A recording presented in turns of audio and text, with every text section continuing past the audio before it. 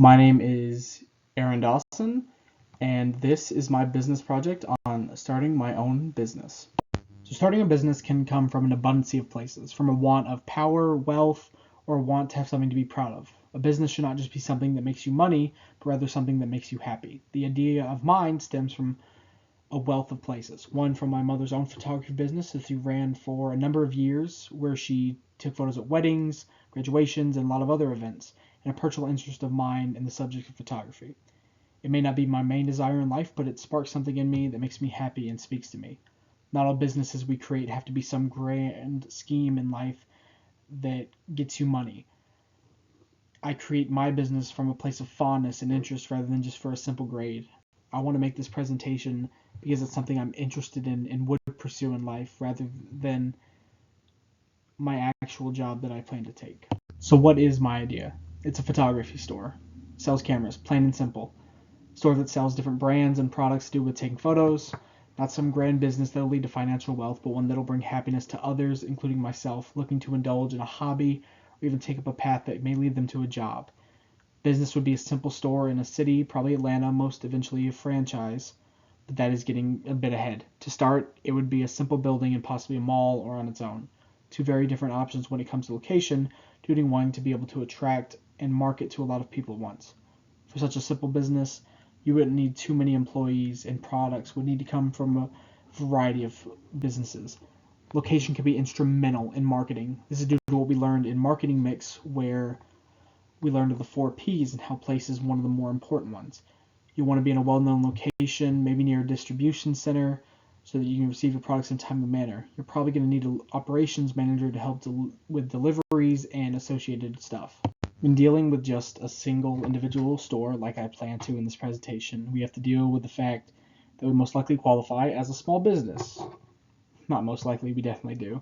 This means I'll have to deal with the SBA, the Small Business Association, due to only having a few employees and a smaller revenue. This will help with financing in a big way due to how expensive all the expenditures could end up being. Registering with the IRS is important, paying taxes, setting up an LLC to help me run the business so that I can have more control and allow me to do more business decisions. So in the long run, this is all preparing me to actually start my business. We still need supplier, employees. There's just so much that you need to start a business to begin with. And for just a small business, an LLC is probably the best option so that you have the backing like a corporation would, but also being able to have control like a single business would. Location, location, location. When starting a business, you need to already have a marketing strategy set up so that you can jump right into it. And the location, it can be one of the most big factors in doing this because you need to have somewhere with a big general population. It needs to be somewhere frequented, where you can catch the eye of a passerby, not to mention advertising on the internet having your own website. The place I found in Georgia Briar Mall in Atlanta, they have lots of open space for leasing, and through a bit of searching on the internet, I found that in Georgia, on average, it is $19.10 per square foot. Lots of money if you end up getting a big space within the store. Marketing can largely depend on where you set the store up as well as the flow of traffic. You need lots of flow to guarantee shoppers as well as needing good online marketing to attract people who may not pass your store in person. Being a small business that sells cameras, you don't need too much space, not really. They have an available space of 1,108 square feet. This, along with the average cost of price per square foot, we arrive at around $21,162.80. That's the number you arrive at the exact price, but taxes and other factors can affect this. This location also happens to be by the world's busiest airport and has lots of surrounding population.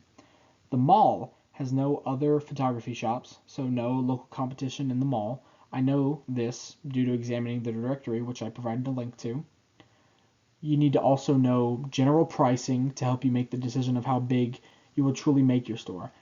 I think a little over 1,000 feet is plenty for a small photography camera store, especially when you do the math on some of the bigger locations they offer, and the pricing is just egregious. Now we come to the backbone of any good business. You're going to need a few key people: managers, ordinary employees such as cashiers or stockers, which can be the same in a relatively small size, You'll also need an operations manager to help things run more smoothly on the financial and products end. Having a general manager will allow for day-to-day operations to be overseen without the need for me, the owner, to constantly be there. Around 1 to 2 general managers for the week, 6 to 8 employees, possibly less, 1 to 2 operations managers, and a marketing coordinator. Like I said, they're the backbone of any successful business because without them, the business literally can't run. You need enough employees to spread out throughout the week for an 8-hour shift because the mall is only actually open for 8 hours a day. Repeat employees throughout the week, and you've got yourself a functioning business. You undoubtedly need a marketing expert to help guide the advertising for the business, usually someone who's tech savvy, good with social media and website creation. So when it comes to paying your employees, a general manager on average makes $27 an hour in Georgia. And on salary, they would make around $57,000 annually. Most employees in Georgia make minimum wage of $7.25 an hour, but for working in a specialty store, I would say roughly $10 to $12 an hour, or roughly $26,000 a year. An operations manager, which you need, while averaging $27 an hour, much like the general manager, their salary rate is actually lower at $55,000 a year. A marketing coordinator averages $22 an hour with a yearly salary of $45,000, and the owner, which would be me, has an average hourly rate of $54 and a yearly salary of $112,000, which is more than the rest, obviously. But wages can be a large deciding factor for someone who's looking for a job, especially in the current environment and age where everything is so expensive. Having a good degree can help with getting a high-paying job, too. Jobs need to be attractive so that you will have the number of employees you wish to help the business run. And for the higher paying jobs, you're probably going to have to be more selective on who you choose to help increase success in the business. Most likely for such a fragile and specific set of products, it'll come straight from a warehouse or production to the store.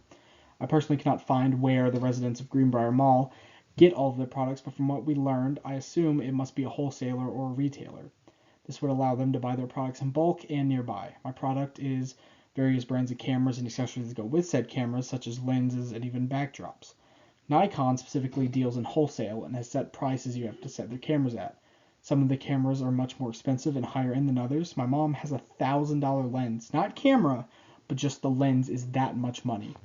Having a good wholesaler nearby for access to products on a regular basis is important because it can keep the store well stocked. Also providing a wide range of brands for products, allowing for varying in pricing, some with a visibly lower than the more high-end cameras, but those cameras would most likely be sold to people who actually have a job in photography rather than just someone taking an interest. For a successful marketing strategy, you have to know exactly who you're marketing to. You need to know your target.